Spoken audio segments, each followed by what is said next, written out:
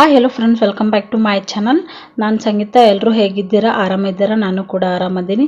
ಬರ್ರಿ ಇವತ್ತು ಉತ್ತರ ಕರ್ನಾಟಕದ ಕಾರ್ಬೇಳೆ ಯಾವ ರೀತಿ ಮಾಡೋದಂತೇಳಿ ಹೇಳ್ಕೊಡತ್ತೀನಿ ನೋಡ್ರಿ. ತೊಗರಿ ಬೇಳೆನ ಇಟ್ಕೊಂಡಿದ್ದೀನಿ, ಮತ್ತು 2 ಟೊಮೆಟೊ ಮತ್ತು 1 ಗಜ್ಜರಿ, 1 ಆಲೂಗಡ್ಡೆನ ಕಟ್ ಮಾಡಿ ಇಟ್ಕೊಂಡು ಇವಾಗ ಕುಕ್ಕರ್ಗೆ ಹಾಕ್ತಾ ಇದ್ದೀನಿ. ಒಂಚೂರು ಅರಶಿನ ಮತ್ತು ಎಣ್ಣೆ ಹಾಕಿ 1-3 ವಿಸಲ್ನ ಕೂಗಿಸ್ಕೊಂಡಿದ್ದೀನಿ ನೋಡಿ. ಇವಾಗ ಈ ರೀತಿ ಅದು ಕುದ್ದದ. ಇದನ್ನೆಲ್ಲನೂ ಇವಾಗ ಕಡ್ಗೋಲ್ ಸಹಾಯದಿಂದ ಕಟ್ಕೊಳಕತ್ತೀನಿ ನೋಡ್ರಿ. ಈ ರೀತಿ ಅದನ್ನ ಸಣ್ಣಗೆ ಮಾಡ್ಕೋಬೇಕು. ಬ್ಯಾಳಿ ಈ ರೀತಿ ಅದನ್ನ ಸಾಂಬಾರು ಚೆನ್ನಾಗಿರ್ತದ. ನಮ್ಮ ಕಡೆ ಸಾಂಬಾರು ಅನ್ನಂಗಿಲ್ಲ ನೋಡ್ರಿ, ನಾವು ಕಾರ್ಬ್ಯಾಳೆ ಅಂತ ಕರಿತೀವಿ.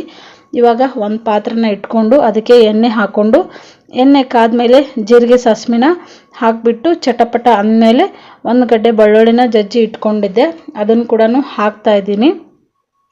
ಈ ಕಾರ್ಬೇಳೆ ಬಂದ್ಬಿಟ್ಟು ನೀವು ರೊಟ್ಟೆ ಜೊತೆ ಆದರೂ ತಿನ್ಬೋದು, ಅನ್ನದ ಜೊತೆನೂ ತಿನ್ಬೋದು, ಚಪಾತಿ ಜೊತೆನೂ ತಿನ್ಬೋದು. ಎಲ್ಲದಕ್ಕೂ ಸೂಪರ್ ಕಾಂಬಿನೇಷನ್ ನೋಡ್ರಿ. ಇವಾಗ ಇದಕ್ಕೆ ಬೆಳ್ಳುಳ್ಳಿ ಅದೆಲ್ಲನೂ ಫ್ರೈ ಆದಮೇಲೆ ಇವಾಗ ಬೇಳೆನ ಹಾಕ್ತಾ ಇದ್ದೀನಿ. ಬೇಳೆ ಹಾಕಿಬಿಟ್ಟು ಚೆನ್ನಾಗಿ ಮಿಕ್ಸ್ ಮಾಡಬೇಕು. ನೀವು ಬೇಕಾದರೆ ಇದಕ್ಕೆ ಬೇರೆ ತರಕಾರಿ ಕೂಡ ಆ್ಯಡ್ ಮಾಡ್ಬೋದು. ನಿಮಗೆ ಇಷ್ಟವಾದಂಥ ತರಕಾರಿನ ಹಾಕೊಂಡ್ಬಿಟ್ಟು ಸಾಂಬಾರು ಮಾಡಿರಿ, ತುಂಬಾ ಚೆನ್ನಾಗಿರ್ತದೆ. ಟೇಸ್ಟ್ ಕೂಡ ಮತ್ತು ಪಲ್ಯ ಮಾಡ್ಬೇಕನ್ನೋ ನೆಸೆಸರಿ ಇರೋಂಗಿಲ್ಲ.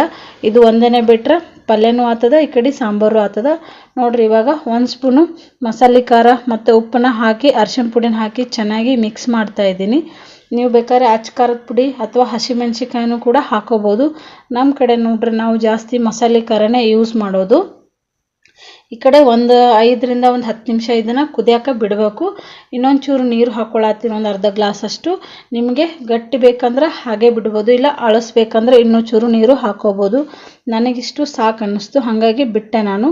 ಆಮೇಲೆ 1 ಅರ್ಧ ಸ್ಪೂನಷ್ಟು ಸಾಂಬಾರು ಪೌಡರ್ನ ಹಾಕ್ತಾ ಇದ್ದೀನಿ, ಯಾಕಂದರೆ ಟೇಸ್ಟು ಚೆನ್ನಾಗಿರ್ತದೆ. ಹಾಗಾಗಿ ನಾನು ಸಾಂಬಾರು ಪೌಡರ್ನ ಹಾಕಿಬಿಟ್ಟು ಒಂಚೂರು ಅಷ್ಟು ಬೆಲ್ಲನ ಹಾಕ್ತಾ ಇದ್ದೀನಿ. ಬೆಲ್ಲ ಹಾಕೋದ್ರಿಂದ ಟೇಸ್ಟು ಚೆನ್ನಾಗಿರ್ತದೆ. ನೀವು ಬೆಲ್ಲ ಬೇಡ ಅಂದರೆ ಸಕ್ಕರೆ ಕೂಡ ಹಾಕ್ಬೋದು. ನೋಡ್ರಿ ಯಾವ ರೀತಿ ಬಂದದಂಥೇಳಿ. ಸಾಂಬಾರು ತುಂಬಾ ಚೆನ್ನಾಗಿ ಬರ್ತದೆ. ನೀವು ಒಂದ್ಸಲ ಟ್ರೈ ಮಾಡಿರಿ. ಮತ್ತು ನನ್ನ ಚಾನಲ್ನ ಯಾರಾದರೂ ಸಬ್ಸ್ಕ್ರೈಬ್ ಮಾಡದೆ ನೋಡ್ತಾ ಇದ್ದಾರೆ, ಪ್ಲೀಸ್ ಸಬ್ಸ್ಕ್ರೈಬ್ ಮಾಡ್ಕೊಂಡು ನೋಡಿ, ಸಪೋರ್ಟ್ ಮಾಡಿ ಫ್ರೆಂಡ್ಸ್. ನೋಡಿ ಇವಾಗ ಇದನ್ನು 5 ರಿಂದ 7 ನಿಮಿಷದವರೆಗೂ ಚೆನ್ನಾಗಿ ಕುದಿಸ್ಬೇಕು. ಯಾವುದೇ ಸಾಂಬಾರು ಮಾಡಲಿ ನಾವು ಚೆನ್ನಾಗಿ ಕುದಿಸೋದ್ರಿಂದ ಅದರ ಟೇಸ್ಟು ಹೆಚ್ಚಾಗುತ್ತೆ. ಹಾಗಾಗಿ ಚೆನ್ನಾಗಿ ಕುದ್ದ ಮೇಲೆ ಇವಾಗ ಮೇಲ್ಗಡೆ ಕೊತ್ತಂಬರಿ ಸೊಪ್ಪನ್ನ ಹಾಕ್ತಾ ಇದ್ದೀನಿ.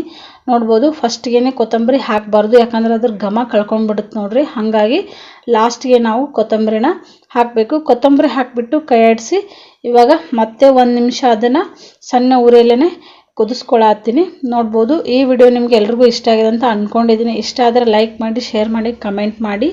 ಇವಾಗ ನೋಡ್ರಿ ಸಾಂಬಾರು ತುಂಬಾ ಚೆನ್ನಾಗಿ ಬಂದಿತ್ತು. ಇವಾಗ ಇದಕ್ಕೆ ರೊಟ್ಟಿ ಜೊತೆ ನಾನು ಇದನ್ನು ಸರ್ವ್ ಮಾಡ್ತಾ ಇದ್ದೀನಿ.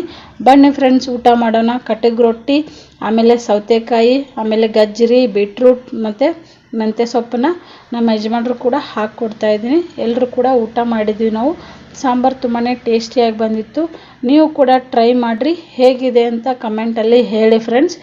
ಧನ್ಯವಾದಗಳು. ಮತ್ತೆ ಮುಂದಿನ ವಿಡಿಯೋ ಜೊತೆ ಮತ್ತೆ ಬರ್ತೀನಿ. Bye friends.